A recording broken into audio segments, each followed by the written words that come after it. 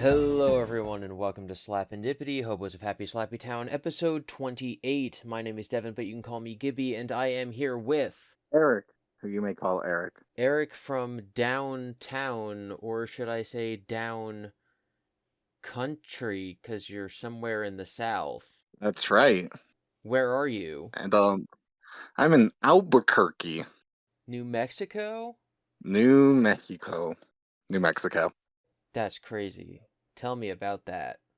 It's like a humble city, I would say. Nothing like New York or LA or anything like that, but it's got its charms. It's has a very strong sense of identity and culture with like the Hispanic influences and Native American influences.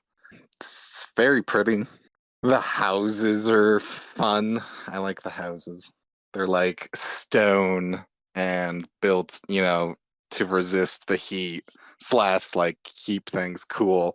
The roofs are flat, which at first I was like, that's weird. Why is their roof flat? But then I realized their roofs aren't slanted because there's no snow that they need to take off of the roof. There's no rain, there's no snow, they can be flat. They can be flat. There is some rain actually, but yeah, mostly the yeah. But so it's kind of wild to be like, wow, look at that.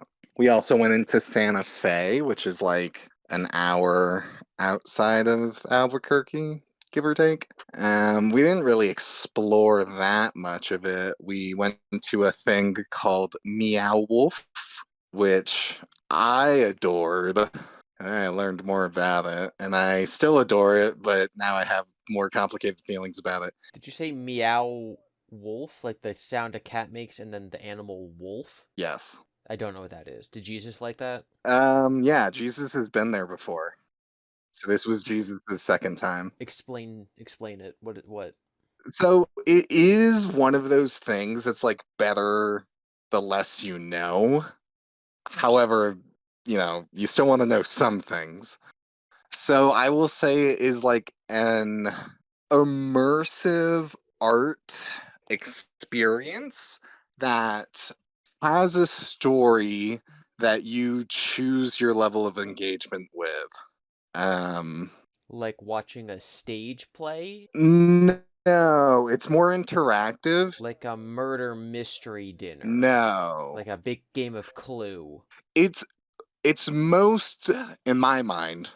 It's most closely compared to like an escape room, but there's not really puzzles.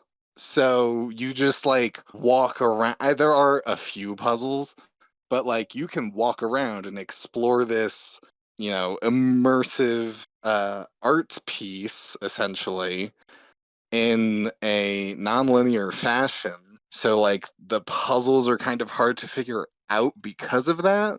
So that makes it a little jank, but it's was originally like a bunch of artists got together and were like, what if we made some cool stuff? And George R. Martin bought them a bowling alley and was like, yeah, go do it. Did you solve it? Did you win? No, well, again, so you kind of get to choose your level of engagement. So, like, yes and no. I figured out some elements of the mystery, and others I was like, I have no idea where I'm supposed to go or what to do. But it's more of a thing to like one of the things I also liked about it. You know that saying, like if anyone, right, like perhaps got this like traveling advice, right? Of like, don't look up because if you look up at like skyscrapers or ads or whatever, if you go to New York City, don't look up because like con artists and pickpockets, etc., will like see that you're looking up and therefore an easy mark. They'll know that you're an outsider if you're gazing up Right. at the skyscraper. Yeah. Yeah. So this, I was looking up constantly and like felt safe the entire time because it's a business and they had like security checkpoints and whatever. But like I was like, oh, I can just look up at all of this cool stuff and like kind of kind of like getting that sense of when I went to New York City for the first time and being like, wow, oh my gosh, all these lights, all these things, and oh my gosh. So that was one of my takeaways of why I liked it so much. And it's kind of like it's got its own like story. There's like 4 or 5 locations, I think, spread throughout like basically the South. There's one in Santa Fe, naturally. Colorado and Denver, 2 in Texas, I think, or one's under construction, and I think there's one in somewhere else. And they have each one has their own unique storylines. Um, so that is also cool. Yeah, it's a very cool place. I would recommend people to check it out, but it's like, well, fly out to the United States. I don't know if it's worth that. Yeah, fly out to the United States Southwest, go to Texas or New Mexico. No spoilers. Don't look into what it is, No just spoiler. go. Yeah, and it'll be fine. It'll be fun. You'll have a great time. It is also one of those things. Like, I mean, I could spoil some of the story things. We could do a little spoiler warning, but it's also one of those things where it's like some of it I wouldn't even know what it was or slash is. Like, there are so many different moving parts, and I'm sure I did not see everything, despite spending like 3 hours in it. I'm imagining like a fun house with like mirrors and stuff, but also every couple feet there's just like an art exhibit of like a caveman skull. And then you open a secret passage door and there's a dinosaur skeleton. I'm imagining if there's a mirror maze inside the Smithsonian. That's the only thing you've given me so far. Honestly, kind like not bad. I guess this will be the spoiler warning for it. Uh, Minor spoilers. Just to give context to Minor people who have spoilers. no idea what we're talking about. Because I do still. I mean, again, I know it would be a hard sell, but like, if you can make it out to Meow Wolf with as few spoils as possible, great. But if you need a little bit more to for like, what the heck is it? So it is, you're following the storyline is that, like, again, and I don't know the full story because there was so much of it, but like, basically there's interdimensional travel from this wacky scientist family. Like, there's a dad and his wife and 2 daughters, and they're all scientists in some capacity, and the grandfather's a like, everyone's a scientist, and they like figure out interdimensional travel. So like, you walk in to this space and it's like a front garden to this house, and you can walk in the house, or you can, if you're like me, see that a lot of people are walking in through the front door, get bored, and see that there's a garden section you can follow that is a life-sized aquarium tank, and you are like walking through this fish tank, and then it like turns into this like cavernous cave system with like dinosaur bones as instruments. And then you can go into the house, and the like refrigerator is a portal to another world, or you can see the cybernetic hamster in the bathroom. Or there's like a, black and white rubber hose style room. Like, the entire room is built and looks like you are in an old black and white cartoon. It's very trippy and very fun. And and each room is basically like a different artist's artwork. So like, they were each given a section of like, make a weird scene. So, someone made a old black and white cartoon that you can like walk in and feel like you're, slapping people around all willy-nilly. All silly Steamboat Willie. Yes. Yes. That's my contribution. Continue. Yeah, no, it was beautiful. And so like, you're, in terms of the like, again, to the story, you're like an agent of this organization or something, of like containing weird anomalies, and it's like, okay, agent, this is the place, go figure out what happened. The other thing I like about it is it's kind of very, very much kind of like playing a video game in real life, is another way I would describe it. There is no combat. It's more like a walking simulator, but you like find random documents and audio logs and parts of what looks like a movie of the family figuring out like all this stuff. Yeah, I'm yeah. I, it amazing, beautiful. They have a gift shop as well, which I may or may not have spent too much money on. What's too They, much, though? exactly. What was the most expensive pin? Most expensive pin? Yeah, did you get any pins? I have gotten 3 or 4 pins from out my trip so far. They're all around the same, like $10 or $11. Because I try to buy enamel pins, which are a little more pricey, but they got that weight and like solidness to them. So I have a pin from Yellowstone. I have a pin from MeowWolf. I have a pin from the observatory in Los Angeles. And is that it? That might be it. I think I got a pin from the Grand Canyon, actually. There we go. How much did Jesus know before bringing you, and how much did he tell you before you got there? He had already gone, like, he went through the same building, the one in Santa Fe. So, like, I don't know how much he explored. He doesn't know how much he explored because it's just so massive. But he, most of it, like, 80 to 90% of it before. So he knew what it was entirely. And he just told me that it was like kind of like an escape room. And honestly, that was all I needed. I was like, a ginormous escape room, sign me up.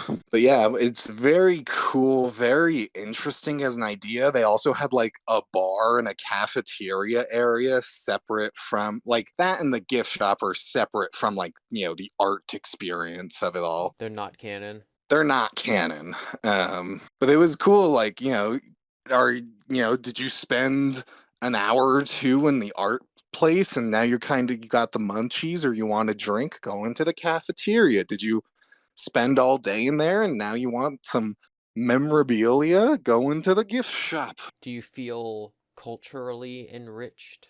Yes, it's also some ideas of like what things could be. Honestly, I think it's better than Disney World, maybe. Like theming wise? Yes, which I mean, it's a little like the theme is interdimensional, so nothing has to make sense. So it's a little like, eh. But like, right, the argument between like Universal Studios, the park, and Disneyland, the park, is that like Universal has the better thrill rides, but Disney is more immersive, right? And I would say Meow Wolf, if you can get into it. I mean, I'm an easy sucker for just reenacting childlike wonder and getting lost in things. So if you can like get into it, I think it might be better than Disney. I'm not that's not a fully formed thought. I still have to marinate on that because that is kind of a hot take. I recognize this, but Is it though? Because like Disney is about rides and walking around. Like I don't know, unless you go into yeah. the one Star Wars ride where you're like in a loading dock. Oh What's it called? yeah, Rise of the Resistance? Like unless you're in that, something like that. or like in the Great Hall in Harry Potter Land, then I don't know if they're going for that level of theming. Would you Right. say on a scale like what I don't know. I guess we can make a 3 point scale with like this Disney and the Willy Wonka experience. Would you kind of put those in the same category? How does this hold up? How does this hold up to the Willy Wonka experience? What's the Willy Wonka experience? The biggest meme in the world a couple months ago? What do you The what do you Glasgow mean? Willy Wonka experience? Has it already faded from your memory? I don't know if I ever knew about it. Are you talking like a movie or like the actual like a Oh place? my god, no, this was the biggest story in the world for like 2 months. This Oh, this loser advertised this Willy Wonka experience. And it's basically the kind of thing you're describing, which is like this immersive land that you can enter. And there's going to be Oompa Loompas and an actor who goes around and he's Willy Wonka.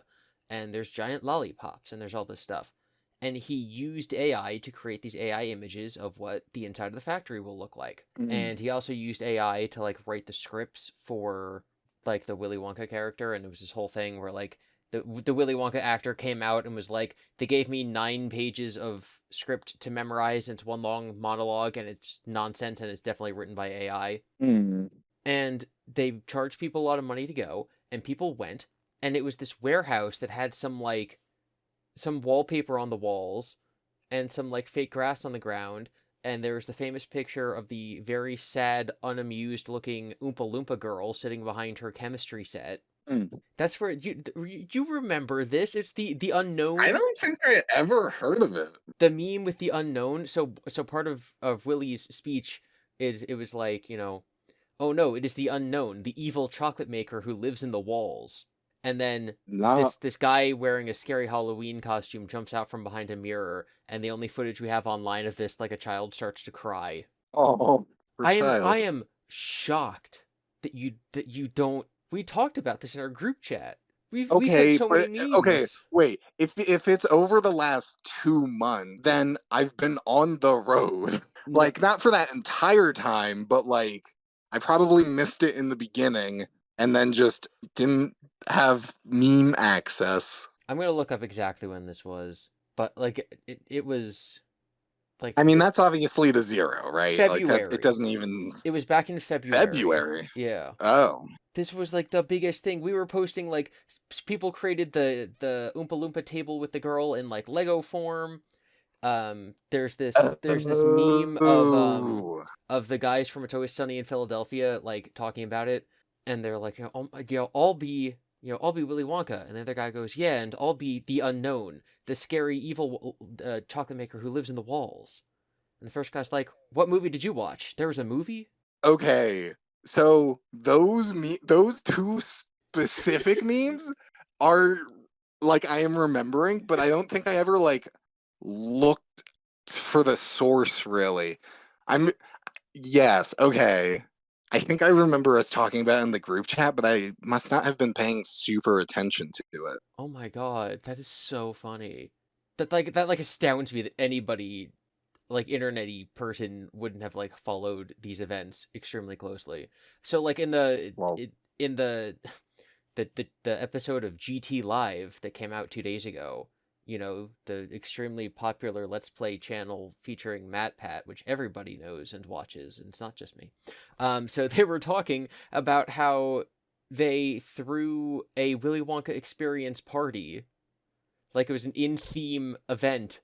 There was a party for like the people who ooh. work at the company and their friends, and it was Uh-huh. themed after the Willy Wonka experience, because like that's just how Hmm. much in the cultural zeitgeist this event has been for this year. Wild.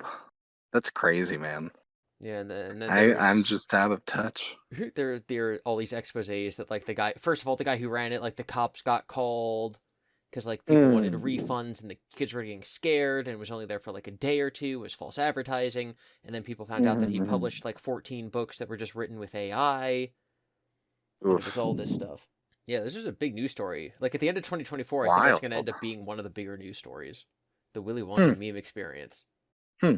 Maybe I'll have to look into it, or you'll send me a video, or who knows. I will send you plenty of videos. Um, some other things that happened to just abruptly segue.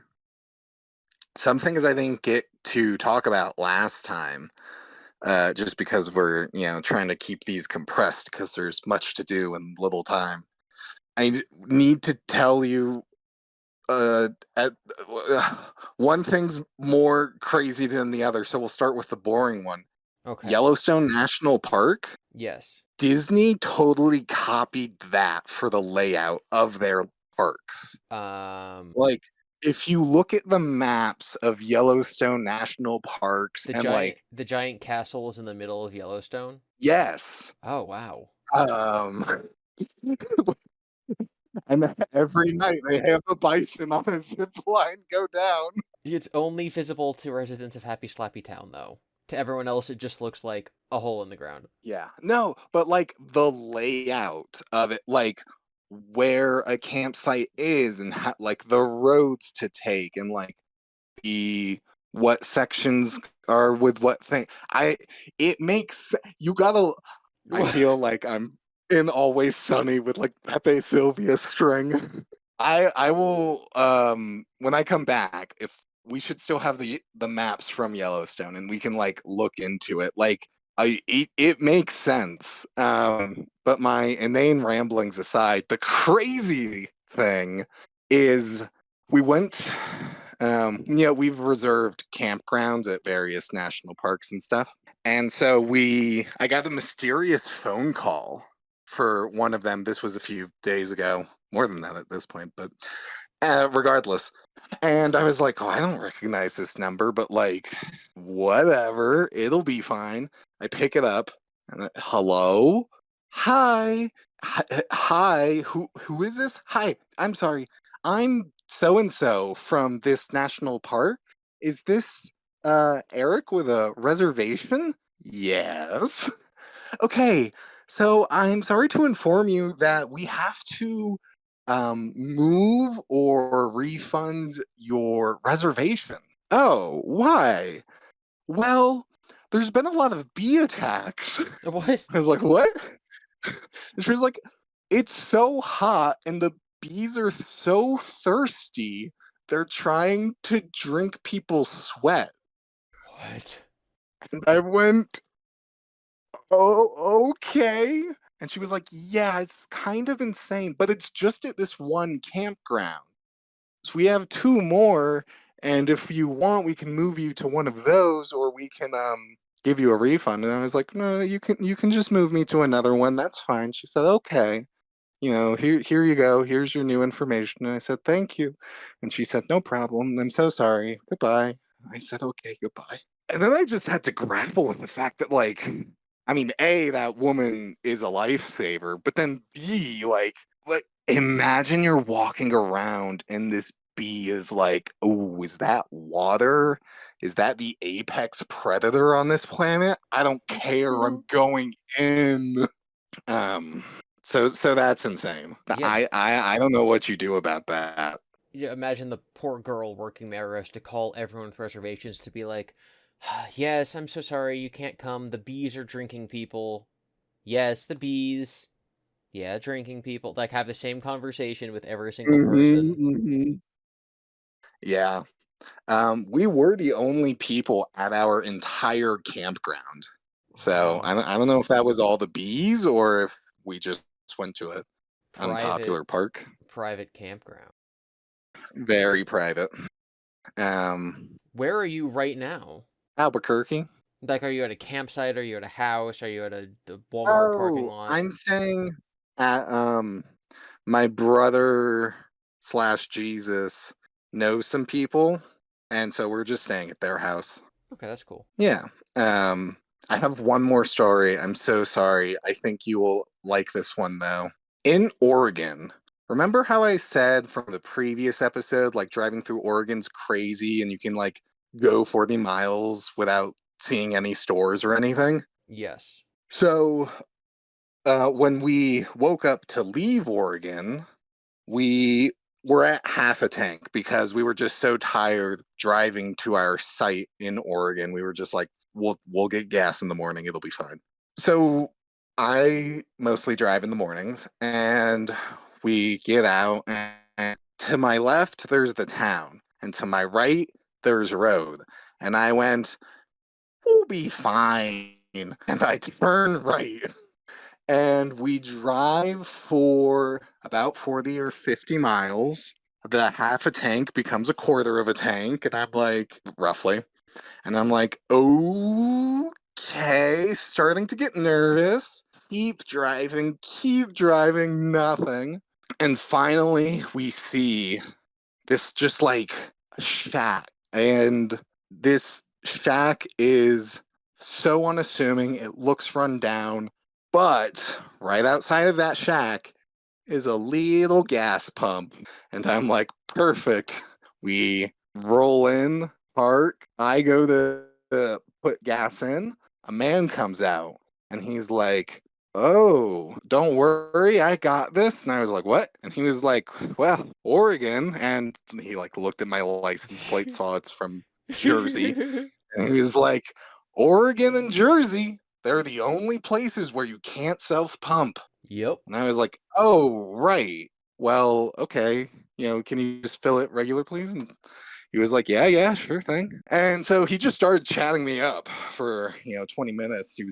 I'm not going into the full thing, like, oh, a lot of places in Oregon are trying to relax on the, self-serving your gas, but I still like to do it for people. And I was like, oh, okay, cool.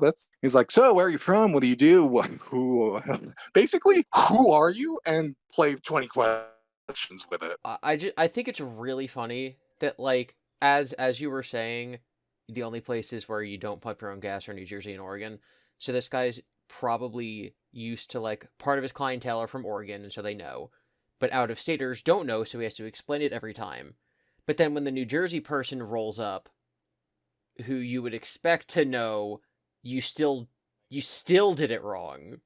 You still tried to do it Yeah. yourself. Well, but again, I think I just said it maybe, but like a lot of places in Oregon are laxing up on it because there were places we filled up in Oregon that we did it ourselves. All right. So it's kind of weird. But so he's like, I don't know, in his 60s, 50s to 60s. He's still got hair, but it's very gray with whites, and he still looked like he still had strength about him, but on the older end.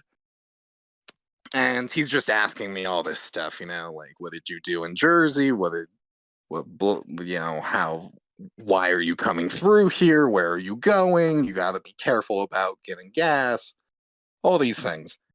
And so at a certain point, he goes like, yeah, so like, what's your partner do for work? And I was like, oh, Oh. he like lives here, he does whatever, and it's this blah blah blah. He's like, okay, cool, cool. And he asks a few more questions. I ask him like, like, oh, do you like what do how long have you been here? What have you he's that gas station has been in his family for 93 years. Wow. He's run it for 38. His mother ran it for longer, and his grandmother ran it for about as long as well. And I was like, wow, that's like cool in its own way and stuff. And he was like, yeah, yeah. And so that's the highlight, right? And so then he gets to a question of like, so how long have you known your partner? I saw some red flags when he referred to your brother as your partner. Um, you could have corrected him. At first, I was like, just kind of caught off guard by all the questions he was asking, and it was still in the morning. And I was like, it's whatever. Maybe, maybe he means partner in a non-romantic way. No, your companion. If he said um, companion, right? Because companion can mean yeah, partner, or can mean like romantic partner, or it can mean the person you're traveling with. yeah. But partner means one thing, and to means two things, and you ain't in Texas, so it only means one thing. Well, so he's like, how long have you known your partner? And I was like, my whole life. That's my brother. And the look he oh oh I'm I'm so sorry. I didn't. Oh my god! And I'm like, no, it's fine. It's cool. It's fine. I don't. It's whatever. You're okay. And he's like, I'm so I didn't. Oh my gosh! And he like calmed down and after a bit of consoling, and I we just talked a little bit more, and I but those were the highlights of the guy. And so then I like left and told Jesus all that, and he was like, "Damn, yeah, yeah, that's my the Oregon gas man." That was quite the Oregon tale. Wow, that was beautiful. Thank you, thank you. Yeah, I'll also never do like the Oregon Trail thing. That's don't do that. You'll get dysentery. It's not worth it. It's just Oregon. No offense, Oregon. Well, you're not there anymore. They can't hurt Um, you. You can give them all the offense you they want. can't. Lulz. What about you, Devin? Have you been giving offense to anyone? So many, let me tell you. So, At my place of business, the lovely movie theater that you yourself used to work at, our corporate decided to implement a new policy. And the policy was that at the end of your shift as a manager, you had to email the regional manager and tell them what you did that day. So basically, like, email me and tell me what you did for the day, including like one off challenges and then your typical daily duties. Something you would do in kindergarten. Something that, first of all, we already basically do this 2 times over because we have this log that the managers make to write down this exact information so that the managers who aren't working that day during their next shift can see what happened. And then we also have this Smart. handwritten log that we have to scan to send to the regional manager's boss, so to send to the like president of operations or something. So I have to write a log to send to my GM, and I have to write a log to send to my president of operations, and now I need to write something to send it to my RM, my regional manager. It also just seemed very annoying, like insulting in a way, because it very much seemed like we had to justify having our jobs. Like the end of each shift, we had to tell them, this is what you paid me to do today. You Right. know, almost like if we didn't come up with good enough reasons, then we'd be let go. So we found it very insulting. Yeah. So, the couple managers who work there came up with different solutions to, handling the situation. So there were 3 of us managers, and we all went different routes. Manager A just decided not to do it and is not going to do it until somebody tells them, like, hey, you're going to get in trouble for not doing it. So they're just not doing it. Manager B is maliciously complying to the letter of the law because the actual instruction was, write down a unique challenge that you faced that day and your typical daily duties. So what they're doing is writing down a unique challenge they faced that day. For example, the printer was out of paper, so change the paper. We have multiple different little like kiosk centers you can go to buy movie tickets at, and they run out every couple days. So for example, on Monday they might write kiosk A ran out of paper, so I changed it. And then on Tuesday, kiosk B runs out of paper. So on Tuesday they write kiosk B ran out of paper, so I changed it. And then they add and other daily activities because that's the prompt. Write a unique thing that happened today and other daily activities. And so they write, I changed the paper Oh and my other daily goodness. activities. And because the kiosks that runs out of paper is different every day, that is technically a unique daily challenge. And then they just end it with the sentence and other daily activities. That's pretty great. I went another route. Tell me your route. So, as I said, this very much seemed like corporate was forcing us to justify our jobs. So therefore, me being such a very hardworking worker, I wanted to make sure that they knew how hard I was working. If I have to Right. justify my job, I want to get an A plus. I want corporate to know that I'm the A plusiest worker, so I'm going to do my best to justify my job as well as I can. So you can get that good noodle star point. Yeah, so I get a good grade. And again, keep in mind, there's 3 or 4 managers who work at our location, and every day we're supposed to send this email to our RM. So he's getting 4 emails from our location every day, and then 3 to 4 emails from every other location he looks after in the region every day. So lots and lots of emails for the purpose of, seeing what we did. So my malicious compliance was writing down a very verbose explanation of what I did. Like I my goal going into it was like when you're trying to write a resume and you're trying to make it sound like you did something more important than you actually did, right? Like if you like restocked shelves at the grocery store for your job, then on your resume you'd write like I participated in daily activities including but not limited to display of sales items in a manner in which to the marketing department's decision will increase sales by approximately 2%, as well as increasing the likelihood of merchandise to be passed through to the hands of the customer, which means that you put stuff on shelves. Right. Can I do one? Yes. You didn't sweep the floor. You ensured the safety of the ground level and allowed for proper means of egress throughout the entire building. Yes. So I, at the end of my shift, because I'm still working, so I now spending the time at the end of my shift doing this because I have to. It's part of my duties. I typed out the following email. To ensure that our team was thoroughly equipped and fully prepared for the anticipated influx of guests during the busy evening rush, I undertook a comprehensive preparation process, which involved a thorough restocking of essential supplies, including the replenishment of our inventory bags and the systemic replacement of soda bibs. Each step of this process was executed with precision and care to maintain the smooth operation of our establishment and ensure that all necessary resources were readily accessible. This approach allowed the staff to handle the increased consumer demand with maximum efficiency and minimal disruption. My proactive measures were strategically designed to enhance the team's overall performance and ensure that we were optimally prepared for the bustling period ahead. So that just means that I helped restock before the rush. So that's Yeah. the opening paragraph of this email. Oh my goodness. This email is 9 paragraphs of similar length long. Oh my gosh. 9 paragraphs is a lot. Mm-hmm. Oh my goodness. In order to effectively organize and secure the establishment's inventory, I managed the placement of the assortment of liquor bottles that were delivered to us today.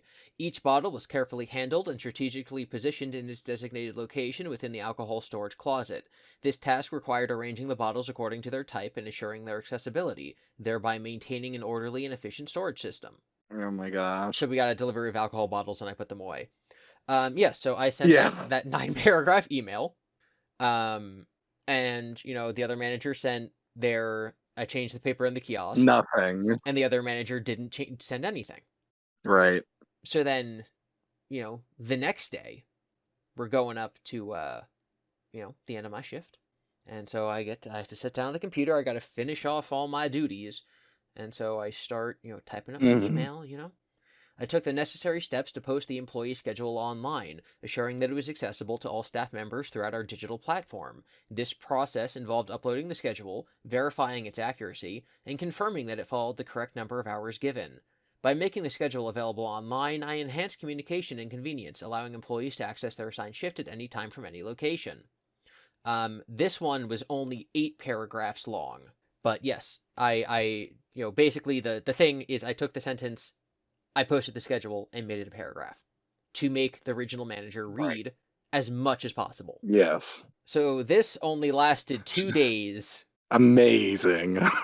I stroll in on the 3rd day. My general manager calls me into the office and says, I'm going to need you to write less. And I say, whatever do you mean? And he says, after the regional manager got tired of reading all the emails he was receiving, they've restructured this process and made it so that we're now supposed to email things to the general manager. So now, instead of inconveniencing the regional manager with my nonsense, I would be inconveniencing, my direct general manager, the guy who, hired me and works in my building. So he's like, yes. I get it. I get what you're doing, but now it's going to affect me, so please stop. And I said, okay. But so, so, I like to believe that I was a major part of the process of getting this policy changed.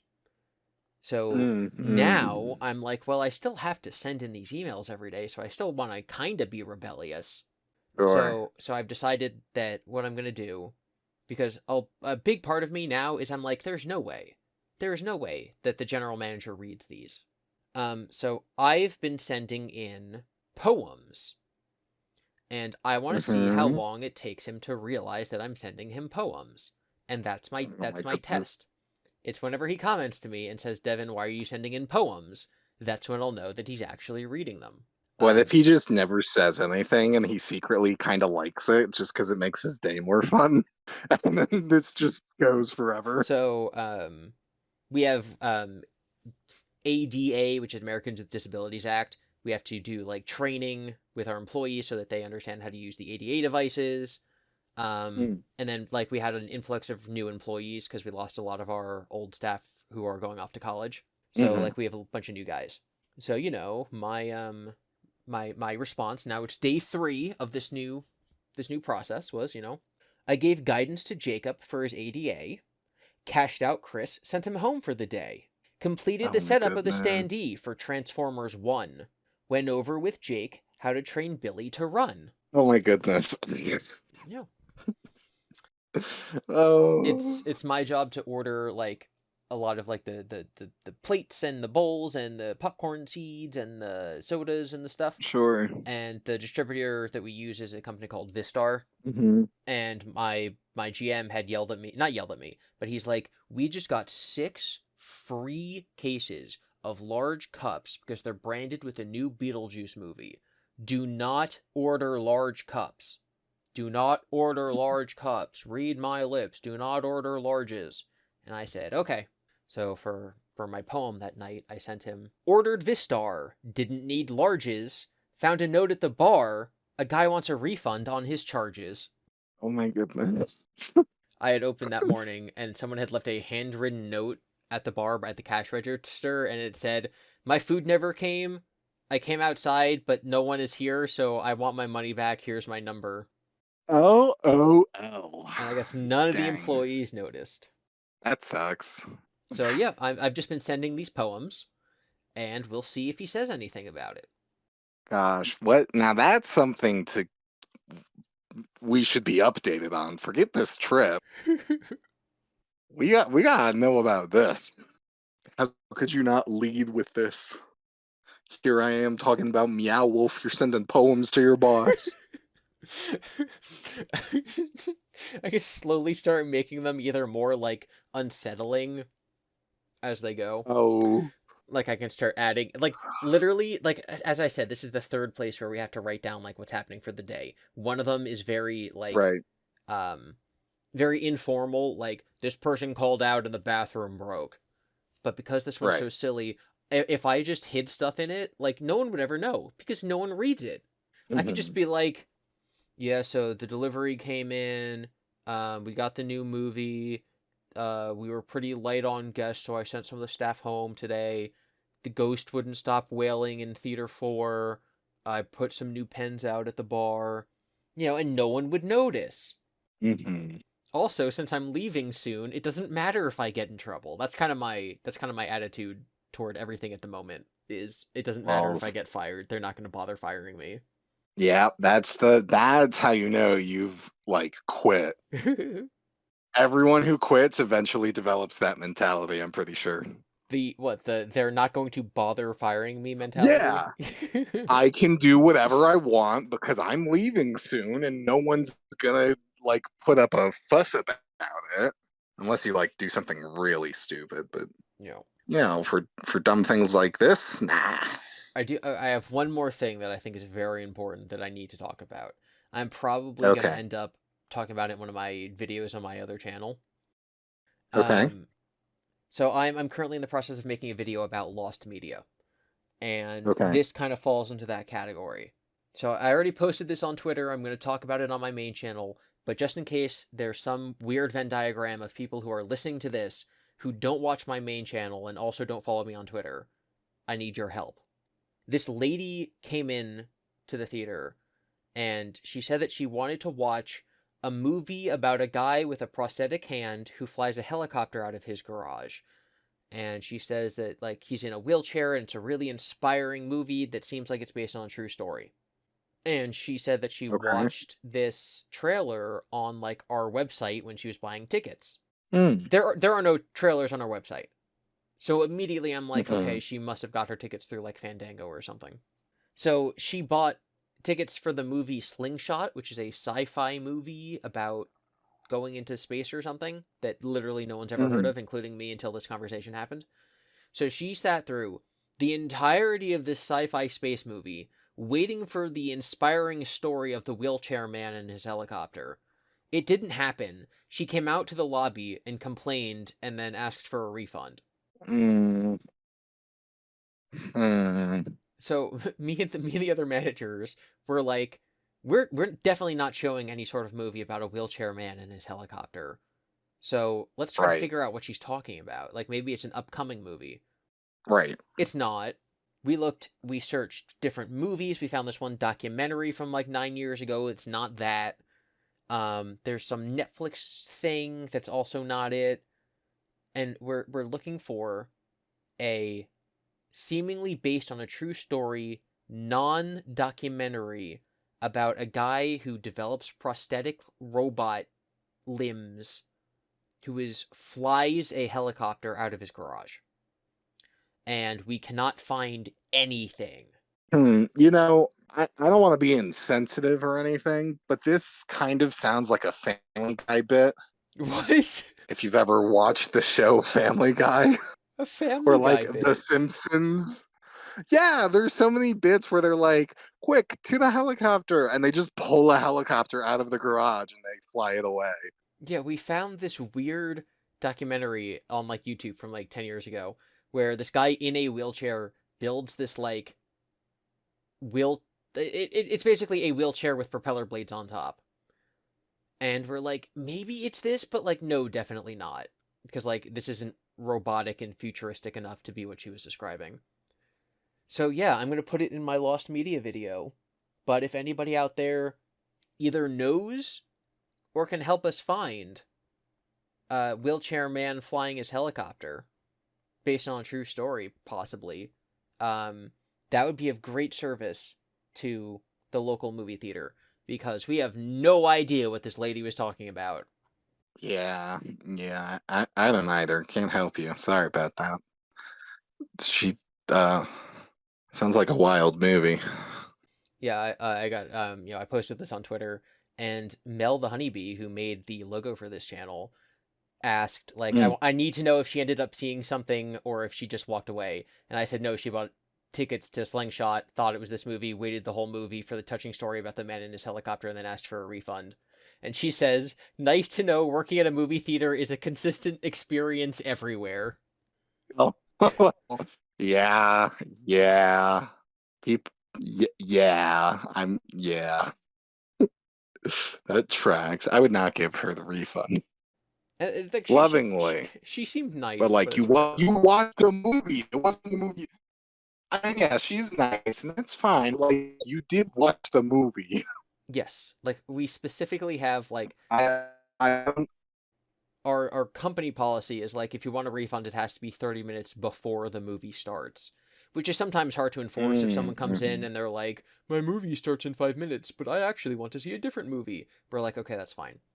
But yeah, after the movie, Yeah, no. There's only been yeah. one time Mhm. in the entirety of me working there that I'm aware of, where somebody left their movie, walked up to our assistant general manager and said, "That was the worst movie I've ever seen. I'd like my money back." And it was for the Robert Downey Jr. Wow. Doolittle movie. Wow. And our assistant general manager said, "I understand. Yes, I will give you your refund, sir." Incredible. It I don't know if you've seen it, Eric. It is one of the worst movies I've ever seen. I have not seen it because I saw that it was a Robert Downey Jr. Dr. Doolittle movie, and I went, nah. It was genuinely terrible. But yeah, this guy got his refund for that. And like I wouldn't have given it to him, but still. Yeah, yeah, that's crazy. But you know what else is crazy? What else is crazy? The sweet sound of silence approaching as this comes to an end.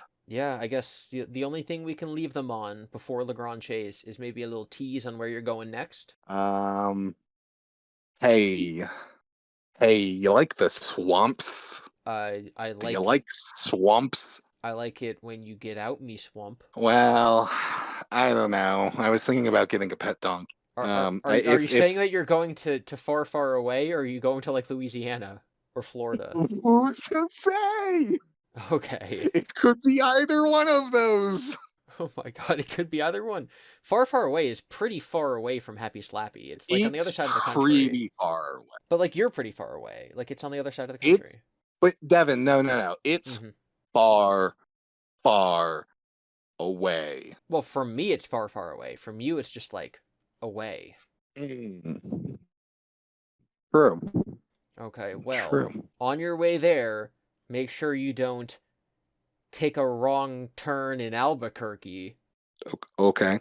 I said make sure you don't take a wrong turn in Albuquerque. Have you ever looked at the spelling of Albuquerque? Because, man, it's not spelled how it sounds. Remember a couple episodes ago we talked about like the How I Met Your Mother episode where they referenced Ghostbusters and how like we didn't get it, Uh-huh.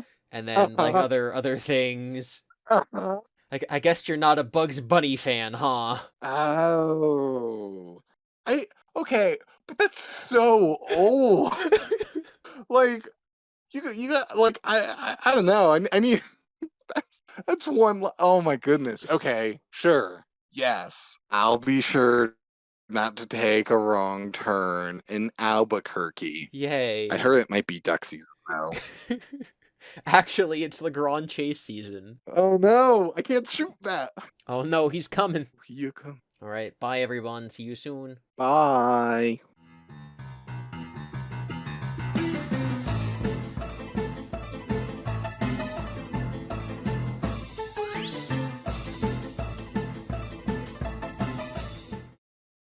I knew I should have made a left turn at Albuquerque.